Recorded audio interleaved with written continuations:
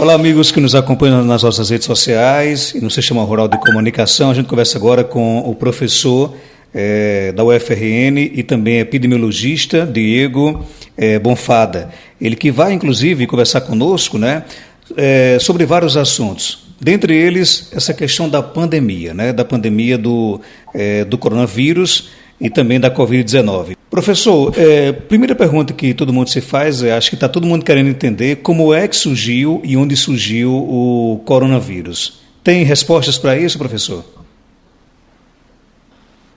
Temos algumas pistas, né? Primeiro, o coronavírus, é importante destacar que ele já é de conhecimento científico desde meados do século passado. É uma cepa de vírus que era uma zoonose, ou seja, ela transmitia a doença somente de animais para seres humanos, mas não havia infecção de humano para humano. Por exemplo, a gente pode citar a SARS, que foi muito preocupante no contexto da Ásia, e a MERS, que foi também uma cepa de coronavírus que promoveu infecções respiratórias no Oriente Médio, mas ainda como zoonose. A MERS, por exemplo, era transmitida de dromedários para seres humanos. Só que em algum momento, o vírus, todo e qualquer vírus tem uma capacidade de evolução muito rápida. Em algum momento, surgiu uma nova cepa do vírus, que aí chama o Covid-19, as pessoas se infectaram, principalmente devido a contato com animais silvestres, e esse vírus mutou e passou a ter a capacidade de transmitir de humano para humano. Imagina só, Marcos, se, por exemplo, a gente convive todo ano aqui no Brasil com uma dengue, que é transmitida de um mosquito para o ser humano, mas não transmitida de ser humano para ser humano. E a gente já tem uma situação caótica, né? Em alguns anos, principalmente quando chove mais. Imagine se o vírus da dengue evolui e, a partir de uma pessoa infectada, ela possa infectar uma outra pessoa sem mais precisar do mosquito. Então, foi mais ou menos isso que aconteceu com o coronavírus. Ele evoluiu e passou a não ser mais uma zoonose. Ele passou a ter o poder de transmissão de humano para humano, independente do contato com os animais. Inclusive, então, isso derruba qualquer conspiração de que foi um vírus criado, né, em laboratório para poder infectar o mundo, para poder enriquecer países, empobrecer outros. Isso se derruba por completo. Isso a gente não tem qualquer indício de que isso tenha acontecido. Isso realmente é veiculado como teoria da conspiração. Tem de concreto mesmo que as pessoas entraram em contato dentro da Ásia e da China especificamente com animais silvestres, e esses animais silvestres infectaram algumas pessoas e o vírus mutou e passou a ser um vírus de circulação livre, de transmissão de humano para humano, né? Não existe qualquer indício de que tenha sido criado em laboratório ou coisa do tipo, como a gente vê às vezes algumas teorias dissipando esse tipo de informação. Agora, professor, por que ele se espalhou pelo mundo tão rapidamente? Principalmente pela sua forma de transmissão, Marcos. É um vírus, como qualquer vírus respiratório, que tem a capacidade de se manter em gotículas que a gente expele ao falar, ao espirrar, ao tossir. Essas gotículas, quando a gente fala, tem a capacidade de ficar no ar por cerca de 3, 4 minutos.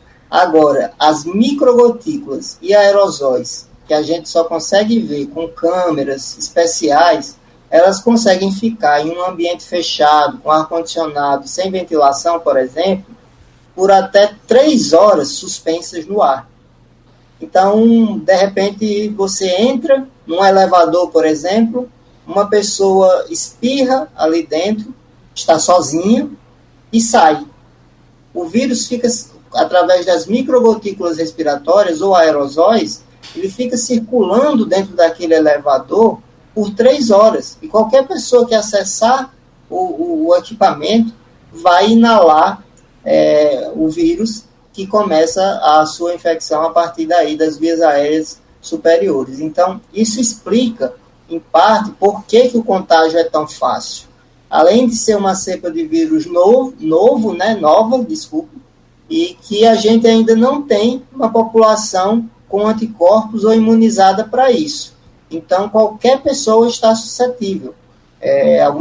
Algumas doenças conferem imunidade temporária, imunidade permanente, e quando a gente entra em contato com uma cepa nova de vírus, a gente não tem qualquer defesa para que a gente combata aquela infecção logo de cara, a priori. Então, a sua capacidade de se manter suspensa no ar e ainda em algumas superfícies sólidas, como bancadas, um celular, nas mãos, ele pode ter indícios de que, dependendo do material, o vírus pode sobreviver por entre 5 e 9 horas em cima de uma superfície. Então, a gente, ao tocar a superfície e levar a mão no rosto, igualmente a gente termina se infectando. E isso é uma doença que tem essa característica, ela tem uma capacidade infecciosa incrível. Uma pessoa só pode contaminar 20 dentro de uma mesma sala de reunião, por exemplo. Professor, agora no caso, a forma de se contrair esse vírus é só através do toque, ou tocando superfície, tendo contato físico com as pessoas, ou eu posso pegar pelo ar, por exemplo? A entrada do vírus no nosso corpo é sempre pelas vias aéreas, Marcos. O que a gente tem até agora, como informação científica sólida, é isso. A gente inspira o vírus que está suspenso no ar, nas microgotículas que a gente espera ao falar, como eu acabei de dizer, ou então a gente encosta numa superfície contaminada com o vírus, que permanece vivo, numa bancada, numa mesa, seja onde for, e ele, ao entrar em contato com as nossas mãos, ele fica ali aderido, e a gente, ao coçar o olho, ao levar a mão à boca, ao levar a mão ao nariz, a gente mesmo leva o vírus para a nossa árvore respiratória e terminamos desenvolvendo a doença. É interessante que no início da pandemia a gente ouvia muito falar o seguinte: é um vírus que só vai pegar nas pessoas idosas, as crianças são imunes, né? O atleta, por exemplo, ele está mais protegido. Me parece que tudo isso caiu por terra, né, professor? Não, na verdade, todas as pessoas, como é um vírus que mutou e tem características novas, todas as pessoas são suscetíveis. O que há em discussão é que o comportamento fisiopatológico da doença faz com que ela seja muito mais agressiva em alguns grupos, em algumas pessoas, principalmente aquelas pessoas mais idosas, que têm comorbidades, gestantes, são consideradas também grupos de risco, mas a infecção pode acontecer em qualquer um. Agora, em algumas pessoas saudáveis e que não têm uma resposta exagerada ao vírus, as manifestações chegam a ser muito leves. Uma coriza, uma febre, um quadro gripal como qualquer outro, dor no corpo, dor de cabeça, alguns sintomas gastrointestinais, mas nada além disso.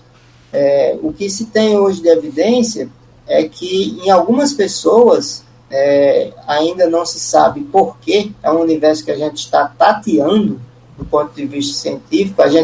Se a gente tivesse que fazer uma analogia, se me permite, a gente está navegando, consertando os buracos no nosso barco. Então, a gente está tateando ainda muita informação. Em algumas pessoas, o sistema imunológico é incapaz de reagir, e em outras ele reage de forma exacerbada, e nos dois casos, ao desenvolvimento da forma moderada e grave da doença. A pergunta que não quer calar, professor Diego: quando é que nós iremos nos livrar dessa pandemia? Marcos, existem diversas projeções feitas dentro do âmbito da epidemiologia, mas eu não tenho medo de dizer que qualquer projeção que esteja veiculada, ela tem algum grau de como é que eu posso falar melhor? Algum grau de especulação. Porque, como eu disse, é uma situação extremamente nova. O que a gente pode esperar é ver o comportamento de como foi nos outros países acometidos, primeiramente, como na China, como na Itália, como na Espanha, e essas projeções mostram que, por exemplo, se a gente continuar com medidas firmes de isolamento, a gente possa começar a sair paulatinamente dessa situação e ter uma curva descendente dentro do número de casos e de óbitos a partir do mês de junho, meados do mês de junho, se a gente continuar com as medidas de proteção, né? Agora, conviver com o coronavírus, a gente ainda vai conviver por um bom tempo, Marcos, até que a gente consiga uma vacina efetiva ou um tratamento realmente efetivo. Não existe vacina, não existe tratamento para a doença. O que se dá ao paciente são medicações para conter os sintomas, para que ele consiga reduzir a carga viral e que o próprio corpo possa responder de maneira adequada no combate à infecção com os nossos próprios anticorpos. Então você acredita que em meados de junho nós retomaremos a nossa normalidade, mas porém ainda convivendo com o fantasma da Covid-19? Não estaremos numa situação de normalidade como tínhamos antes. Nós talvez possamos sair dessa situação de isolamento social, mas ainda com muitas ressalvas. Você veja que a Espanha, por exemplo, começou a fazer esse movimento agora, que a curva epidêmica começou a cair, mas eles construíram, inclusive, horários, né? Segundo as faixas etárias. As crianças saem de manhã, os idosos podem sair de casa de tal a tal horário, as pessoas no mercado, a população economicamente ativa pode sair durante um turno. Então, essa saída também tem que ser muito responsável e gradual. E é nesse sentido que eu digo que a gente vai continuar convivendo com o coronavírus até que, não no nível epidêmico. As pessoas vão adoecer, mais um caso aqui, outro ali, é assim que a gente espera. Porque também a gente, a população que foi exposta, a gente ainda não sabe quanto tempo ela tem imunidade depois de infectada, mas algum grau de imunidade ela adquire. Não se sabe quão eficiente é essa imunidade e não por quanto tempo ela dura, e nem por quanto tempo ela dura, né? Então a gente vai sim conviver com casos, não em nível epidêmico, mas até o lançamento de uma vacina ou de um tratamento que possa reduzir a carga viral dentro do corpo. Você acha, professor, que em quanto tempo nós teremos essa tão sonhada vacina contra a Covid-19? O desenvolvimento de qualquer fármaco ou vacina passa por critérios éticos muito rigorosos, né? A gente tem comitês de éticas espalhados pelo Brasil. Muitas atrocidades já foram cometidas em nome do desenvolvimento de medicamentos ou de terapias para determinadas doenças. Pessoas morreram em pesquisas científicas. Durante a Segunda Guerra Mundial é um grande exemplo disso. A medicina avançou muito, mas com experimentos horríveis que foram feitos. Então, os Estados Unidos promoveu experimentos horríveis na América Central também, na década de 70, infectando propositadamente grupos populacionais com sífilis para depois testar o efeito de medicações contra a sífilis, e isso não é mais possível. A ética na pesquisa criou uma série de protocolos que a gente precisa seguir antes de sair de um teste in vitro promissor, por exemplo, até a testagem com seres humanos.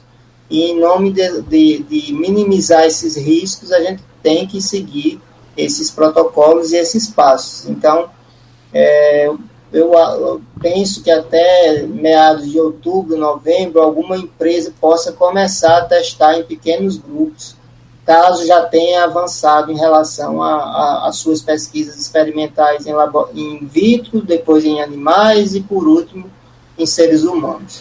Deixa eu aproveitar aqui tocando no assunto com você, porque eu vi nos últimos dias, aliás, algumas contestações com relação a essa questão, por exemplo, da eficácia do teste rápido, né? É realmente um teste, digamos assim, que traz um resultado eficaz com relação à Covid-19? Excelente pergunta, Marcos. Muita gente me procura com essa dúvida. Há dois modos de testar se a gente está infectado pelo vírus ou não. O modo que a gente chama de CPR, que ele detecta o vírus em si, demora cerca de 4 horas para ser realizado, mas só que diante de um quadro onde poucos laboratórios têm condições de fazer e a demanda é enorme, esse resultado para uma pessoa sai em torno de 7 dias, 10 dias, dependendo da região que você esteja. E existem os testes rápidos. Os testes rápidos, eles têm uma outra lógica de detecção. Ele não detecta o vírus, ele detecta os nossos anticorpos contra o vírus. Existem duas classes de anticorpos que o nosso corpo dispara assim que a gente entra em contato com o coronavírus. Esses anticorpos são chamados de imunoglobulinas G e imunoglobulinas M. Uma começa a agir imediatamente após a exposição, mas existe um tempo necessário para que o corpo produza essas imunoglobulinas. Se você começa a sentir febre ou algum sinal característico hoje, você vai fazer o teste rápido e vai dar negativo, porque seu corpo ainda não respondeu produzindo os anticorpos. Então, o ideal para os testes rápidos é que entre 7 e 10 dias a pessoa pode fazer o teste rápido. Se ela tiver uma resposta imunológica normal, já é esperado a gente encontrar os anticorpos lá na corrente sanguínea, e aí a gente tem um resultado mais fiel. O que acontece é que, às vezes, as pessoas, no segundo dia de infecção, já recorrem ao teste rápido. Vai dar negativo, inevitavelmente, porque mesmo ela estando infectada, porque não deu tempo ainda o corpo produzir os anticorpos que o teste rápido detecta.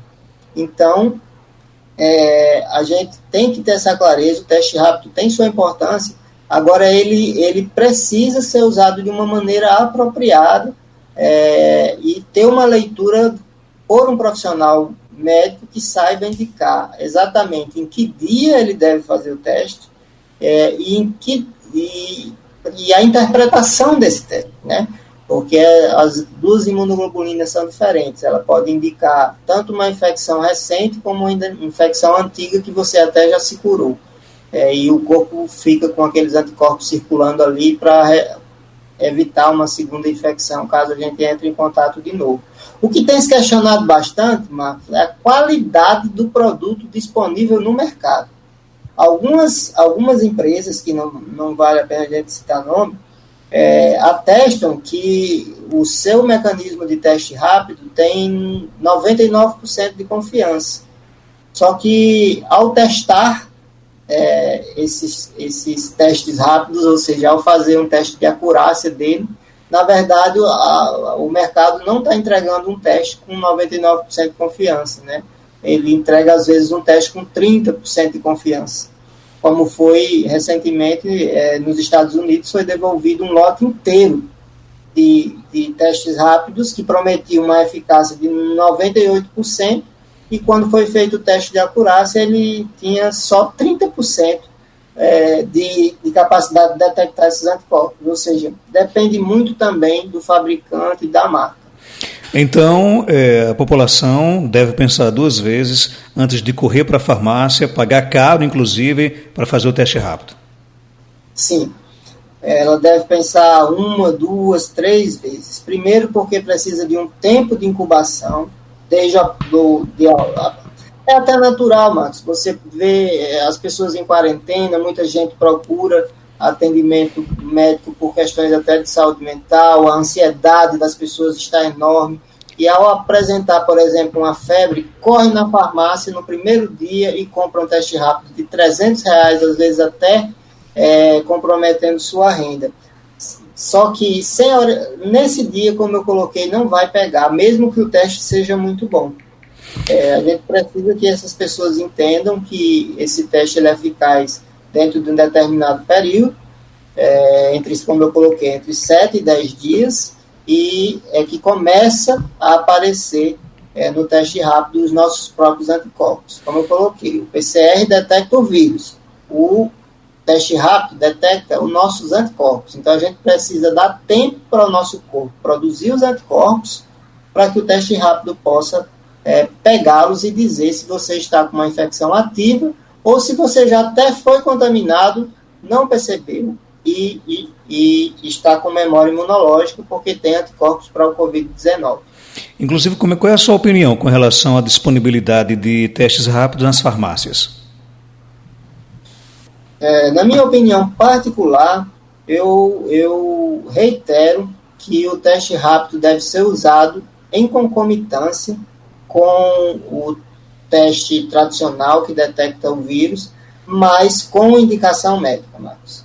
Isso é muito importante, para que a gente não leia lá um resultado negativo, quando, na verdade, a pessoa está, sim, com um quadro positivo. Então, o médico ele não vai cair nessa armadilha, ele vai dizer para o paciente esperar entre 7 e 10 dias para fazer o teste rápido e provavelmente vai acompanhar esse paciente, a evolução dos sintomas, e também vai pedir um teste confirmatório através da detecção do próprio vírus dentro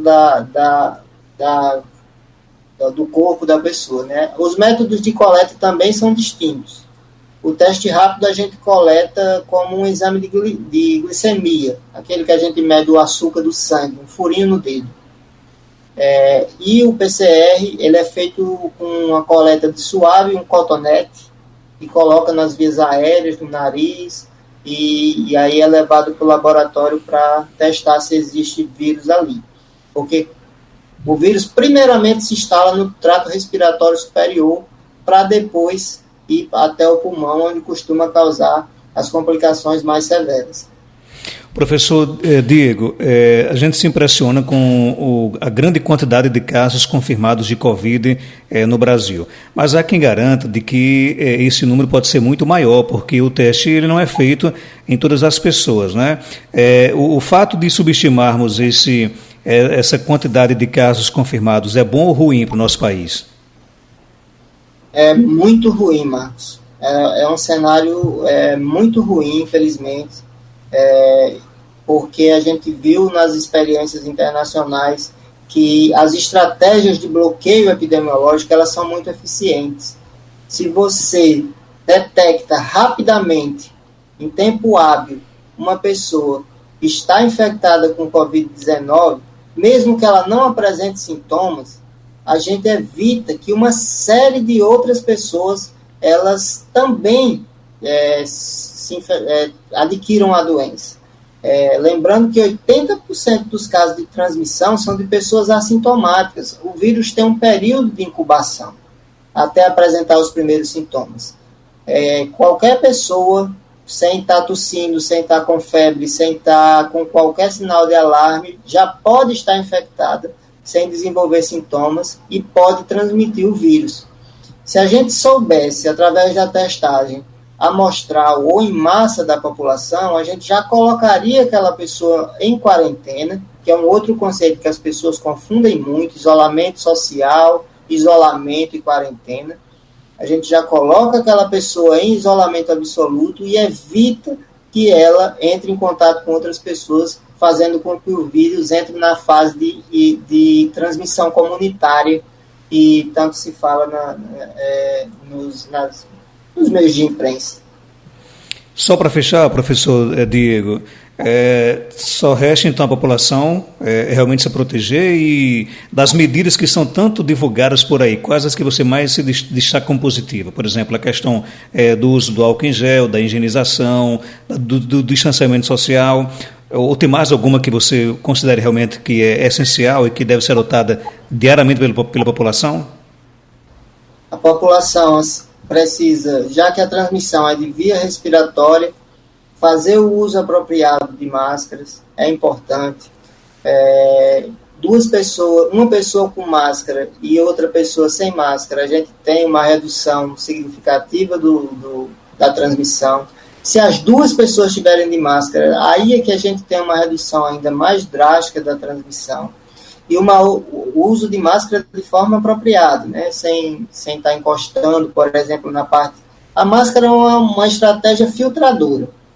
Então, se a gente filtra uma carga viral ali na máscara e ela não entra nas nossas vias aéreas, mas ela está ali na máscara, e as pessoas costumam manusear a máscara, colocar a mão na parte anterior, e ali você já levou o coronavírus para a sua mão.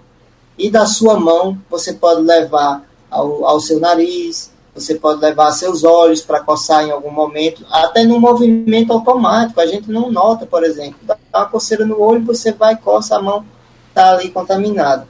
As pessoas que estão com sintomas também ficarem em isolamento, as pessoas que entraram em contato, entrarem em quarentena, que são coisas distintas, manter um isolamento social é importante também, apesar da grande polêmica em torno disso, em relação à economia, em relação aos prejuízos que o país possa ter, mas já tem estudos fortes mostrando que a mortalidade de pessoas e o colapso do serviço de saúde pode levar a economia a uma falência tão rápida quanto as estratégias que a gente tem tido como cuidado de isolamento. E a lavagem de mão. A lavagem de mão bem feita é fundamental, com o uso de água e sabão, além do álcool gel. Se a pessoa não tem disponibilidade do álcool gel, a água e sabão ela é muito eficiente. A camada que reveste o vírus, ela é feita de fosfolipídios, ou seja, de gordura. E o sabão dissolve, ou seja, quebra a membrana do vírus e o mata. Então, a gente fazendo uma lavagem de mão bem feita, com sabão, com fricção, não é só passar o sabão, 10 segundinhos ali na mão, não. A gente tem que fazer a fricção, procurar áreas da mão entre os dedos, ponta dos dedos, palma, o dorso da mão, os punhos. Então, adotar medidas de higiene básica, como utilizar isso, é muito eficaz. Inclusive, a gente precisa realmente que os serviços públicos tenham essa dimensão. Se você quer um comércio funcionando, com horário agendado, quando a gente estiver numa situação melhor que pudesse, e paulatinamente liberando as pessoas do isolamento social, a gente tem que estar preparado para isso, com dispensa com álcool gel, com dispensa de sabão, água, para a gente fazer a lavagem de mãos. Inclusive, a lavagem de mãos é mais eficiente do que o álcool gel. O álcool gel ele pode ser utilizado principalmente quando a gente não tem a disponibilidade de fazer a lavagem de mãos por ausência de uma pia ou de uma fonte de água corrente. A primeira semana do mês de maio tem sido colocada como o possível pico de casos. E essa semana já chegou, né? Você concorda com isso? E para que os ouvintes possam entender, o que é que significa o pico da doença? Toda epidemia, Marcos, ela começa com um aumento. A epidemia em si é a caracterização se caracteriza pelo aumento anormal do número de casos de qualquer doença dentro de um determinado local, dentro de um determinado espaço de tempo. Uma pandemia é uma epidemia que atinge o mundo inteiro, como é o caso do Covid-19 que a gente está enfrentando. Dentro dessa curva epidêmica, o pico é quando os casos vão se elevando. A gente vem acompanhando aí os boletins epidemiológicos no Brasil, e a gente começou com 400, e a cada 3, 4 dias esses casos iam dobrando. E a gente tem uma curva ascendente de casos. E a gente vai formando meio que um formato de um sino, de uma parábola. Vai crescendo, crescendo, crescendo, até chegar a um pico, a um topo, onde todas as pessoas muita gente já foi exposta, muita gente já está imune, assim, pelo menos por um tempo, não se sabe ainda quanto tempo depois de você se recuperar da doença, você fica imune, mas já se sabe que tem um certo grau de imunidade das pessoas que já contraíram a doença. E aí, depois desse pico, a curva começa a cair, ou seja, o número de óbitos e o número de casos passa a ser gradativamente cada vez menor. É nesse período que a gente deve pensar em estratégias planejadas para retomar a nossa vida e começar a construir estratégias para romper com o isolamento social. Mas a gente eu não espero que seja na primeira semana que a gente atinja o pico. O Maranhão, por exemplo, decretou o lockdown, né? O lockdown é uma estratégia mais radical possível, que é o fechamento completo de toda e qualquer estabelecimento não essencial e a proibição das pessoas de saírem na rua sob o risco de multa ou de prisão ou de qualquer uma sanção. Então, eu acho que a gente ainda vai atingir esse pico em torno de 3 a 4 semanas, fazendo projeções, como eu disse, né, com experiências em outros países. E as projeções, elas também, dentro desse novo vírus, elas têm um certo grau de especulação. Hoje a gente tem no Brasil 7 mil mortos, né, já mais de 7 mil mortos, e a gente ainda está longe de, em uma semana, atingir o pico que tanto se fala da curva. O Brasil hoje é o segundo país com maior taxa de crescimento de novos casos do mundo, só perdendo para os Estados Unidos. Então a gente ainda não está num cenário de desaceleração, não.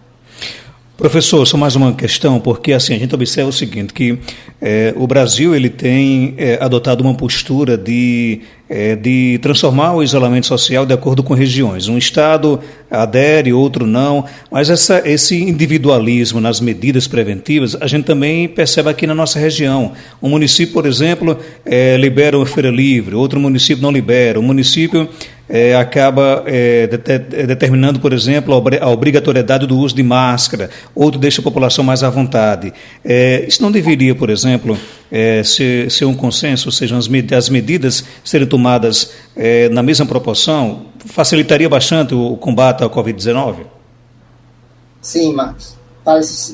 Facilitaria muito uma diretriz populacional única, para que as pessoas entendam o que deve ser feito, observem que todo mundo está fazendo, porque se ao observar que uns fazem, outros não fazem, a gente começa a promover a disseminação do vírus para cidades, outros municípios, outras pessoas que não estavam nem com circulação comunitária ainda. Se você vê os casos que a gente tem confirmado, vem muito de outras cidades.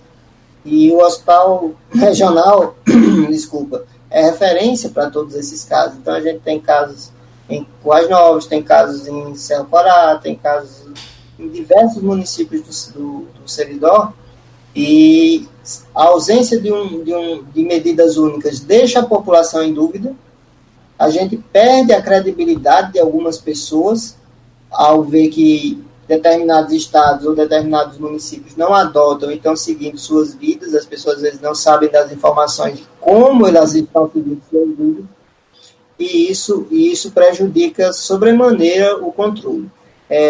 Os países que tiveram menor taxa de infecção e óbitos foram aqueles que tiveram um comando único, claro, para a população a respeito das medidas protetivas e do isolamento social necessário nesse período de ascendência da curva do número de casos.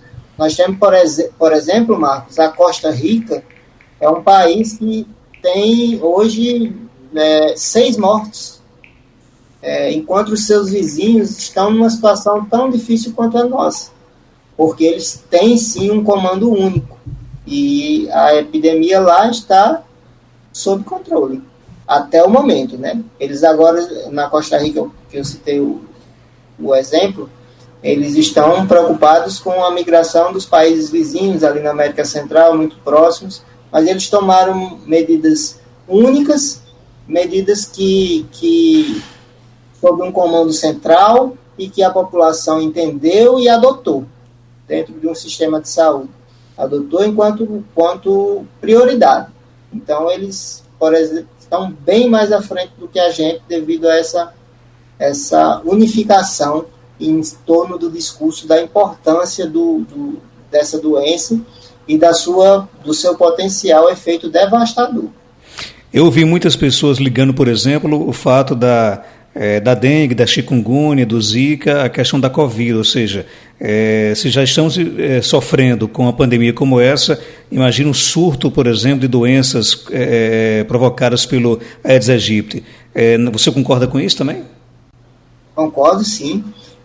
Mas se você fizer comparações, as pessoas que duvidam, né, da importância da epidemia, do grau que ela afeta o serviço de saúde, ou até contestam se a pessoa realmente morreu devido à Covid-19, basta comparar dados que existem sobre a internação de pessoas com infecções respiratórias do ano passado, no mesmo período, para esse ano. Os números são de 600% a mais. Isso não se explica, Marcos. Não existe nenhuma mudança dentro da sociedade brasileira que explique um aumento tão grande dentro das infecções respiratórias no mesmo período, no intervalo de um ano. Então, esse número, para mim, pelo contrário, demonstra a subnotificação de casos da qual você já me perguntou. Eu acho que, muito mais do que contestar as pessoas que morrem ou se internam com um quadro ativo de Covid-19, a gente deveria estar pensando na subnotificação comparando com os dados do ano passado. E foram, de todas as infecções respiratórias, a gente teve um aumento de 600% no mesmo período do ano passado para cá. Como se explica isso? O que foi que mudou dentro da sociedade brasileira? Foi somente uma variável, que é a inserção do coronavírus. Agora, para fechar realmente, o que é que você acha que a população aprendeu nessa pandemia que jamais poderá esquecer, vai ter que manter, inclusive, no seu dia a dia, nos seus costumes familiares? Eu acho, Marcos, que a gente tem levado para a população enquanto informação, a imprensa, profissionais de saúde, cientistas, que as epidemias e as doenças de transmissão respiratória, elas sempre requerem um cuidado especial. A alta virulência, a alta capacidade de infecção, ela sempre vai oferecer um risco para o ser humano. A gente talvez vença em breve, vamos vencer, se Deus quiser, o coronavírus, mas ainda estamos imunes. Uma outra doença respiratória pode aparecer. Esses micro-organismos têm uma capacidade de mutação muito rápida. Há pouco tempo a gente estava preocupado com H1N1, há pouco tempo a gente estava preocupado com outras infecções respiratórias, a síndrome da angústia respiratória grave, e agora surgiu uma que, pelo seu poder de infecção humano a humano, conseguiu atingir o mundo todo. Então, a gente não sabe quando pode surgir uma nova. Então, a gente tem que se preparar, a gente tem que investir em pesquisa científica, a gente tem que manter essas medidas de higiene bem claras para a população, porque eu digo com muita convicção, Marcos, se hoje a população tivesse a consciência do que já se espalhou, né, a respeito das medidas de prevenção para o coronavírus, a gente não teria atingido esses números que, infelizmente, a gente atingiu no nosso estado e no nosso país. Professor Diego Bonfada, epidemiologista, professor do curso de Medicina da Faculdade de Ciências Médicas aqui do Seridó. Obrigado pela sua participação aqui no nosso programa, e algo mais a acrescentar, pode ficar à vontade. Gostaria de agradecer pela participação, gostaria de mandar um recado direto para o povo da região do Seridó, que escuta o seu programa. Vamos manter as medidas preventivas, vamos nos unir em prol do combate a essa epidemia, Quanto mais a gente unificar esforços e o nosso discurso em torno das práticas que são realmente recomendadas pelos órgãos mundiais de saúde, a gente vai vencer mais rápido. Tem muita gente sofrendo, Marcos, pelo isolamento, muito ansiosos. Imagina uma pessoa idosa que era acostumada a ir para a missa, era acostumada a receber a visita dos filhos e agora está sozinho dentro da sua casa há mais de 40 dias e sem perspectiva de retorno, porque os filhos não querem expor essa pessoa, a matriarca ou patriarca da família, que pode complicar. Vamos manter a calma e, tomando as medidas de precaução, todos juntos, nós vamos vencer essa epidemia e vamos, como você me perguntou anteriormente, sair muito mais fortalecidos para enfrentar eventuais problemas futuros com relação a novos agravos respiratórios. O instrumento do telesaúde e outras frentes de trabalho que a faculdade, a Multicamp está desenvolvendo, estão a serviço da população. Então, eu acho que a gente, em breve, vai retomar nossas atividades normais, mesmo que tendo que conviver em algum grau com o coronavírus. Mas como ficou de aprendizado, essas medidas de proteção individual, elas precisam ser mantidas mesmo após o fim do isolamento social.